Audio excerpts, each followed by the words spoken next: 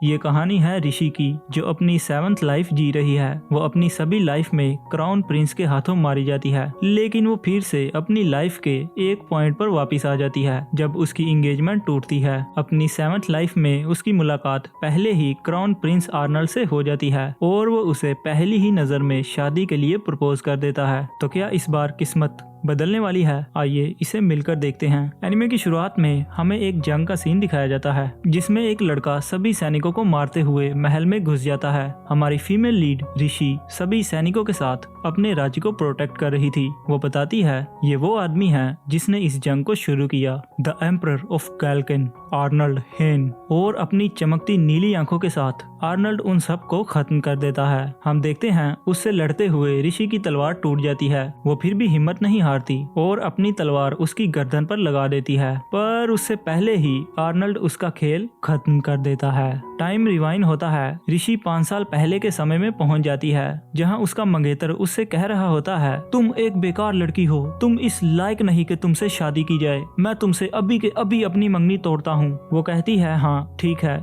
मैं समझ गई। प्रिंस डिट्रिक चौंक जाता है। मैंने तुमसे अपनी मंगनी को तोड़ा है और तुम चुपचाप खड़ी हो, क्या तुम्हें इससे कोई मसला नहीं? ऋषि कहती है, मुझे माफ करना, और वहाँ से चुपचाप जाने लगती है। ये 7वीं दफा है जब मैं इस टाइम में वापस आ गई। मुझे आज भी याद है जब पहली दफा ऐसा हुआ था। मैं प्रिंस डिट्रिक के सामने बहुत गिड़गिड़ाई थी, लेकिन उसने मेरी एक नहीं सुनी और मुझे महल से भी निकाल दिया। ऋषि एक ड्यूक की बेटी है। जब वो घर वापस गई, उसके माँ बाप ने उसे अपनाने से इनकार कर दिया। तुम्हारा जन्म प्रिंस डिट्रिक के साथ शादी करने के लिए हुआ था। तुम ये काम भी ठीक से नहीं कर सकी। पूरे खानदान में तुमने हमारी नाक कटवा दी। अब चली जाओ, यहाँ तुम्हारी कोई जगह नहीं है। ऋषि उदास टूटी हुई शहर की गलियों में भटक रही थी। इसी तरह चलते चलते वो एक जंगल में पहुंच जाती है, जहाँ उसकी मुलाकात कुछ सौदागर से होती है। उनका लीडर उसके हाथ में अंगूठी को देखकर कहता है, लाजवाब, तुम जरूर रॉयल फैमिली से हो या किसी ड्यूक की बेटी हो। ऋषि तुरंत बोलती है, क्या तुम मुझसे ये अंगूठी खरीदना चाहोगे? केन उसे अपनी गाड़ी में बिठा लेता है। वो उसे अपने आप से इंट्रोड्यूस करता है, मैं आर्या ट्रेडिंग कंपनी चलाता हूँ। मैं लोगों से चीजें खरीदता हूँ और उन लोगों को बेचता हूँ जिन्हें इनकी जरूरत है। इसी तरह मैं बीच से अपना मुनाफा निकाल लेता हूँ। तुम्हारे चेहरे से देखकर लगता है शायद तुमने जिंदगी में सब कुछ खो दिया है, तो क्यों ना तुम हमारी कंपनी ज्वाइन कर लो। ऐसे मौके बार बार नहीं मिलते। ऋषि ये सुनकर बहुत खुश हो जाती है। हाँ प्लीज, मैं ये सब कुछ सीखना चाहती हूँ। इसी तरह अपनी पहली जिंदगी में मैंने चीफ केन की हेल्प से ट्रेडिंग करना सीखा और उसके बाद मैं खुद एक सौदागर बन गई। मैंने हर कंट्री घूमने का अपना सपना भी पूरा कर लिया। मेरी लिस्ट में सिर्फ आर्नल्ड का राज्य बचा हुआ था और आखिरकार जब मैं वहां पहुंची तो वॉर में मैंने अपनी जिंदगी गंवा दी। जब दूसरी बार मैं उस टाइमलाइन पर पहुंची, मुझे ये सब एक सपने जैसा लगा। मैंने अपने आप को चुटकी भी काटी, लेकिन सब सच था। वो बहुत खुश हुई। उसे लगा जिंदगी ने उसे एक दूसरा मौका दिया है। ऋषि को अफसोस इस बात का था, उस रात वो अपना कीमती सामान साथ लेकर नहीं गई। वो चुपके से अपने कमरे में आती है और सारा सामान निकाल कर एक बक्से में डाल लेती है। वो चीफ केन से मिलने के लिए बहुत एक्साइटेड थी, लेकिन जब वहाँ पहुँचती है तो केन की गाड़ी वहाँ से पहले ही गुजर चुकी थी। ऋषि थोड़ा उदास हो जाती है, लेकिन फिर उसे अपने सामान में ग्रैंडमा की दी हुई हर्बल मेडिकल बुक मिलती है। वो अपना सारा सामान बेचकर समुद्र पार चली जाती है। वो मेडिसिन के बारे में स्टडी करती है, मेडिकल प्लांट्स कैसे उगाए जाते हैं, उनसे दवाइयाँ कैसे बनती हैं। एक दिन वो ट्रेवल करते हुए कायल के किंगडम पहुंच जाती है। कायल बहुत बीमार रहता था। वो उसका इलाज करती है और उसकी जान बचा लेती है, लेकिन इस बार भी वो वॉर में फंसकर मारी जाती है। अपनी तीसरी लाइफ में वो बिना वक्त गवाए अपने मकसद की तरफ बढ़ जाती है।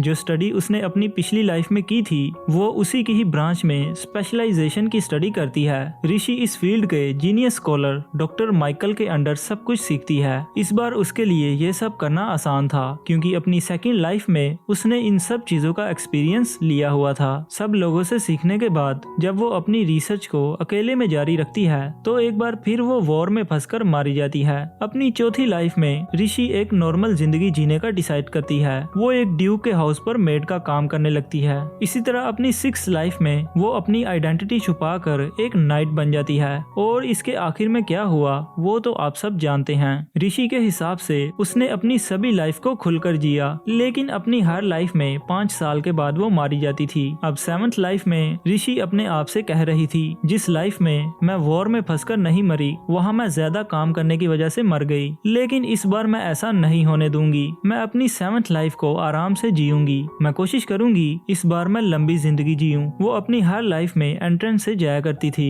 लेकिन इस बार वो बैल्कनी से जाने का डिसाइड करती है। जल्दी जल्दी में वो एक लड़के से टकरा जाती है और वो लड़का होता है प्रिंस आर्नल्ड। वो जोर से चिल्लाती है, एम्परर आर्नल्ड आप। वो कहता है, मैं इस किंगडम में पहली दफा आया हूँ, तुम मेरा नाम कैसे जानती हो? ऋषि कहती है, इतनी फेमस पर्सनालिटी को कौन नहीं जानता, मेरा नाम ऋषि है। आर्नल्ड कहता है, तुमने मुझे एम्परर कहा, मेरे फादर अभी जिंदा हैं, इसलिए मैं अभी सिर्फ क्राउन प्रिंस हूँ। वो कहती है, माफ कीजिएगा, मेरी इंगेजमेंट अभी अभी टूटी है, इसलिए मैंने गलती से ये सब कह दिया। ये कहते ही वो एक लंबी सांस लेती है और बैल्कनी से नीचे कूद जाती है। आर्नल्ड ये देखकर हैरान रह जाता है और ऋषि पर वहीं फ्लैट हो जाता है। वो अपने असिस्टेंट ओलिवर से कहता है, घोड़ों को तैयार करो, हमें कहीं जाना है। अब नेक्स्ट सीन में भाग भाग कर ऋषि के पैर दर्द कर रहे थे। वो कहती है, अभी मेरी बॉडी बहुत कमजोर है, मुझे इसे मजबूत बनाना होगा। तभी सामने उसे डिट्रिक दिखता है। वो अभी भी उसकी बुराइयां ही कर रहा था।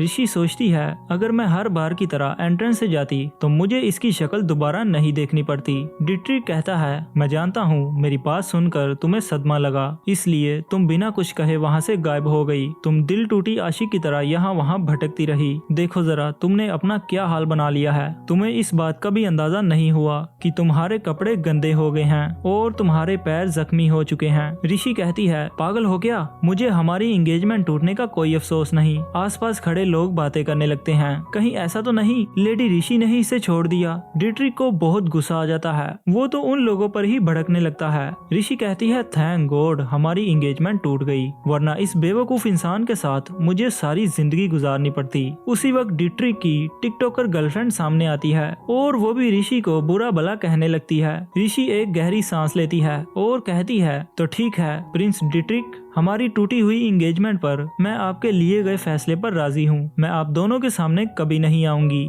जब मैं पैदा हुई मुझे ये बताया गया मेरा जन्म सिर्फ प्रिंस के साथ शादी करने के लिए हुआ है। मैंने अपना बेस्ट दिया, लेकिन फिर भी किसी ने मेरी कदर नहीं की। अब मैं अपनी असली वैल्यू जान चुकी हूँ और अब जब ये सच मैंने जान लिया है तो मुझे और किसी चीज की जरूरत नहीं। ये कहकर वो जाने वाली होती है, लेकिन पीछे से उसके कंधे पर कोई हाथ रखता है। उसे आर्नल्ड की मौजूदगी का एहसास होता है। वो तलवार निकाल कर सीधा उस पर वार कर देती है। आर्नल्ड कहता है, जैसा मैंने सोचा था, तुम तलवार अच्छे से चला सकती हो, तुमने ये कहाँ से सीखा? वो कहती है, ये एक सीक्रेट है और वैसे भी मेरी स्किल्स इतनी अच्छी नहीं कि आपका मुकाबला कर सकूं। डिट्रिक कहता है, हे तुम कौन हो? ऋषि से दूर रहो। ऋषि कहती है, तुम्हें गैल्कन के क्राउन प्रिंस से इतना रूडली बात नहीं करनी चाहिए। सभी लोग उसका नाम सुनते ही डर जाते हैं। आर्नल्ड हेन, जो पूरी फौज को अकेला खत्म करने की ताकत रखता है। ऋषि सोचती है, एक दिन ये इंसान एक बहुत बड़ी जंग की शुरुआत करेगा जिसके चलते बहुत तबाही होगी और इसमें मैं भी मारी जाऊंगी। वो उससे यहाँ आने की वजह पूछती है। तभी आर्नल्ड घुटनों के बल बैठ जाता है। चांद की रोशनी सीधा उन पर पड़ने लगती है।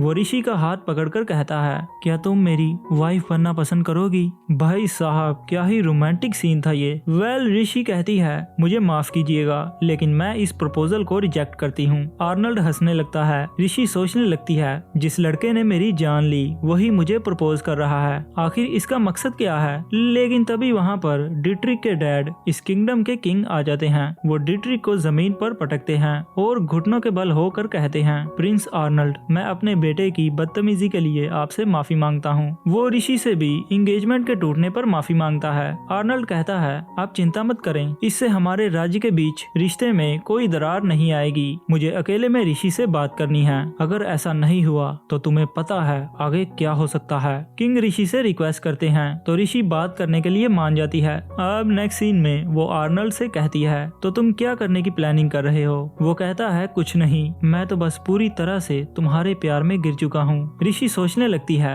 मेरी हर लाइफ में आर्नल्ड ने वॉर शुरू कर दी, आखिर इसकी क्या वजह थी? अगर मुझे जानना है तो मुझे इसके साथ रहना होगा। वो आर्नल्ड से कहती है, तो तुमने मुझे मुझे इसलिए प्रपोज किया क्योंकि तुम्हें मुझसे प्यार हो गया है। ठीक है, मेरी भी कुछ शर्तें हैं। आर्नल्ड कहता है, अगर मेरी पावर के अंडर हुआ तो मैं तुम्हारी सारी शर्तें पूरी करूंगा। ऋषि कहती है, शादी के लिए जो भी सामान खरीदा जाएगा वो सब मेरी चुनी गई कंपनी से खरीदा जाएगा। शादी के बाद मुझे ऐसी जगह भी चाहिए जहाँ मैं दूसरी कंट्री के गेस्ट से मिल सकूं। और आखिर में मैं सारा दिन महल में बस ऐसे ही फिरती रहूंगी, दिन भर टाइम पास करूंगी और किसी काम को भी हाथ नहीं लगाऊंगी। और इसके अलावा मेरी एक और रिक्वेस्ट है, तुम मुझे छुओगे भी नहीं। आर्नल्ड मुस्कुराता है और कहता है, जैसा तुम कहो। अब नेक्स्ट सीन में वो आर्नल्ड के साथ किंगडम के लिए रवाना हो जाते हैं। सफर बहुत लंबा था। रास्ते में वो एक जगह पर रुकते हैं। ऋषि अपने लिए कुछ हर्बल प्लांट्स को कलेक्ट करती है। थकन ज्यादा होने की वजह से वो आर्नल्ड की तलवार पर ही सर रखकर सो जाती है।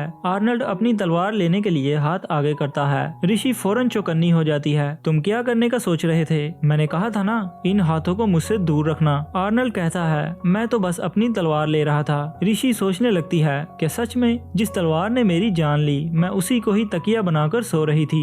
आर्नल्ड कहता है, ये बहुत लाजवाब है। तुमने मुझे टच किए बिना मेरी मौजूदगी को सेंस कर लिया। इसके लिए तुमने काफी ट्रेनिंग की होगी। ऋषि शर्माते हुए हाँ कहती है। आर्नल्ड कहता है, मैंने तुम्हारी चुनी हुई आर्या ट्रेडिंग कंपनी के साथ मीटिंग रख ली है। क्या तुम उनसे हमेशा ही सामान खरीदती हो? ऋषि कहती है, नहीं, बस उनका सामान बहुत अच्छी क्वालिटी का होता है, लेकिन असल में अपनी इस लाइफ में वो चीफ केन से जितना जल्दी हो सके मिलना चाहती थी। लेकिन तभी कुछ लोग उन पर हमला कर देते हैं। आर्नल्ड खुद उनसे लड़ने के लिए जाता है। वो ऋषि को ये कहकर गाड़ी में लॉक कर देता है, कुछ भी हो जाए बाहर मत आना। ऋषि उसकी बात नहीं सुनती और हेयर पिन से लॉक खोलकर बाहर आ जाती है। तब तक आर्नल्ड सबको खत्म कर चुका था। दिखने में वो एक बेरहम इंसान लग रहा था, लेकिन ऋषि नोटिस करती है उसने किसी को भी जान से नहीं मारा, बस उसने जख्मी किया है। लड़ाई में उनके कुछ नाइट्स भी जख्मी हो गए थे। ऋषि देखती है जिस तलवार से उन पर हमला किया गया उस पर जहर लगा हुआ है। वो उस जहर को स्मेल करती है और अपने मेडिकल एक्सपीरियंस से उसका एंटीडोट बनाने लगती है। जब वो रेडी हो जाता है, वो सभी गार्ड्स को इसे लगाने के लिए कहती है, लेकिन सब उस पर शक की नजरों से देख रहे थे। उन लोगों का शक दूर करने के लिए वो अपने हाथ पर कट लगाती है।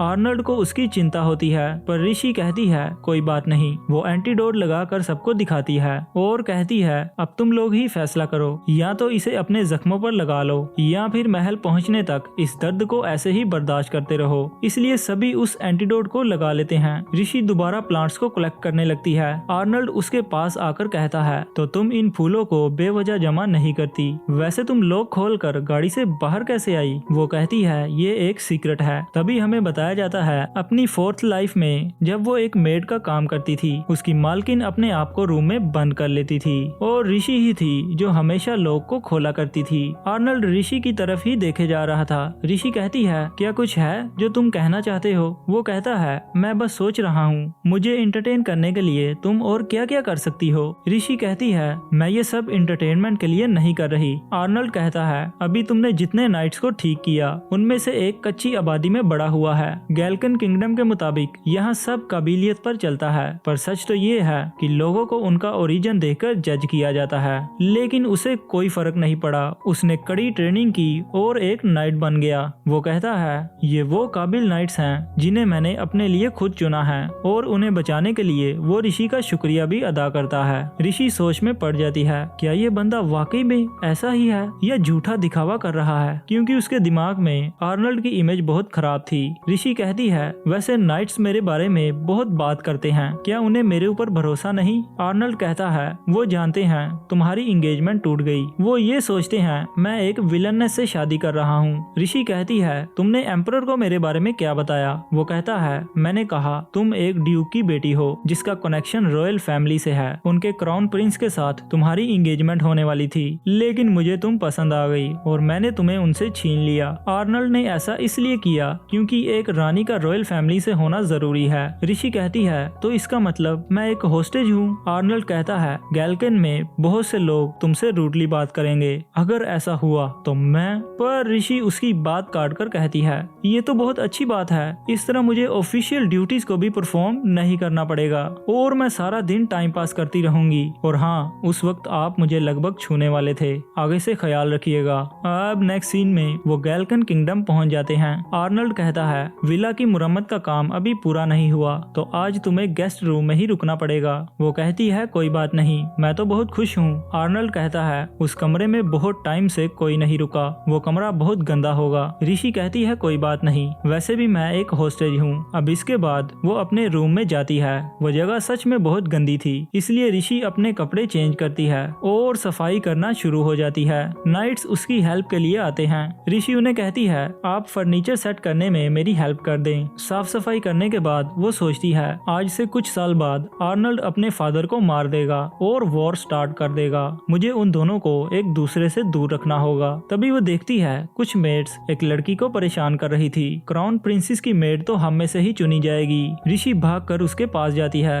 और पूछती है क्या तुम ठीक हो। दूसरी मेड्स को लगता है ऋषि एक न्यू सर्वेंट है। वो सब उसे कहती हैं तुम्हें अपने सीनियर्स की रिस्पेक्ट करनी चाहिए। ऋषि उन सबसे कहती है अभी थोड़ी देर में बारिश होने वाली है, तुम लोगों को इन पर्दों को नहीं धोना चाहिए। वो सब कहती हैं और तुम्हें ऐसा क्यों लगता है। ऋषि कहती है देखो आसमान में बादल छा रहे हैं और परिंदे भी अपनी सतह से नीचे उड़ रहे हैं। लेकिन वो ऋषि का यकीन नहीं करती और वहाँ से चली जाती हैं। फिर वो मेड ऋषि से कहती है मेरा नाम एलिस है, मुझे बचाने के लिए आपका बहुत बहुत शुक्रिया। इसके बाद बारिश होती है और बारिश के बाद ऋषि बैल्कनी में आकर शहर को देख रही थी। वो सोचती है जब मैं मर्चेंट थी तो मैंने हर कंट्री में ट्रैवल किया, सिर्फ यही कंट्री थी जिसे मैं विजिट नहीं कर पाई और आज वो भी पूरा हो गया। तभी उसे पीछे से किसी के होने का एहसास होता है। वो कहती है आप अपनी ऑफिशियल ड्यूटीज को छोड़कर यहाँ क्या कर रहे हैं। आर्नल्ड कहता है मैं जब भी तुमसे मिलता हूँ तुम मुझे हैरान कर देती हो, मुझे उम्मीद नहीं थी कि तुम इतनी दूर से भी मेरी प्रेजेंस को फील कर लोगी। वो कहता है तुम क्या देख रही हो। ऋषि उससे शहर के बारे में पूछने लगती है। वो कहती है ये शहर बहुत ही प्यारा है, जहाँ बहुत सी हिस्टोरिकल प्लेसेस भी हैं। मैं बहुत सालों से यहाँ आना चाहती थी और आज इस मैरिज की वजह से मैं फाइनली यहाँ आ पाई। ऋषि बहुत ज्यादा खुश थी। आर्नल्ड उसकी तरफ देखे जा रहा था। ऋषि कहती है क्या हुआ, मैंने कुछ गलत कह दिया। आर्नल्ड कहता है मैंने तुम्हारे जैसा इंसान पहले कभी नहीं देखा। तुम्हारी बातें, नॉलेज और फिजिकल एबिलिटी, एक नोबेल लेडी को इन सब की कोई जरूरत नहीं होती। ये सुनते ही ऋषि को अपनी माँ की बात याद आ जाती है। तुम एक ड्यूक फैमिली में पैदा हुई हो, तुम्हारी पर्सनल फीलिंग्स की यहाँ कोई वैल्यूज नहीं है, तुम्हें बस रॉयल फैमिली में शादी करनी है। ऋषि बहुत कुछ सीखना चाहती थी लेकिन उसकी मॉम ने ये सब बेकार कहकर उसे ऑफिशियल ड्यूटीज पर ध्यान देने को कहा। वो आर्नल्ड से कहती है चाहे किसी को ये जरूरी ना भी लगे, लेकिन जो मैंने अपनी लाइफ में सीखा है वो मेरे लिए बहुत इम्पोर्टेंट है। मेरी लाइफ में क्या वैल्यू करता है और क्या नहीं, ये मेरा खुद का फैसला होगा। आर्नल्ड उससे बहुत इम्प्रेस होता है और उसके चेहरे पर अपना हाथ रखता है। तुम्हें जो अच्छा लगता है तुम वही करना, मैं इन सब में तुम्हारे साथ हूँ और तुम्हारे हर काम में तुम्हें सपोर्ट करूंगा। ऋषि पूछती है पर क्यों, मैंने कहा था ना मैं तुमसे बहुत प्यार करता हूँ। ऋषि अपने मन में कहती है हमेशा की तरह झूठ। आर्नल्ड ये कहते हुए चला जाता है मैंने अभी अभी तुम्हारी एक रिक्वेस्ट तोड़ दी, मैंने तुम्हें टच किया तो तुम सोच लो तुम्हें क्या चाहिए। ऋषि कंफ्यूज हो जाती है, मैं इसे नहीं समझ पा रही, आखिर ये क्या प्लानिंग कर रहा है। दोस्तों यहाँ मेरा आपसे एक सवाल है, क्या आर्नल्ड वाकई में कोई प्लानिंग कर रहा है या वो सच में ऋषि से प्यार करता है। कमेंट्स में जरूर बताना, मैं सबके कमेंट्स रीड करूंगा। लाइक और सब्सक्राइब करना मत भूलना ताकि नेक्स्ट पार्ट आपसे मिस ना हो जाए। मिलते हैं नेक्स्ट वीडियो में, तब तक के लिए बाय बाय।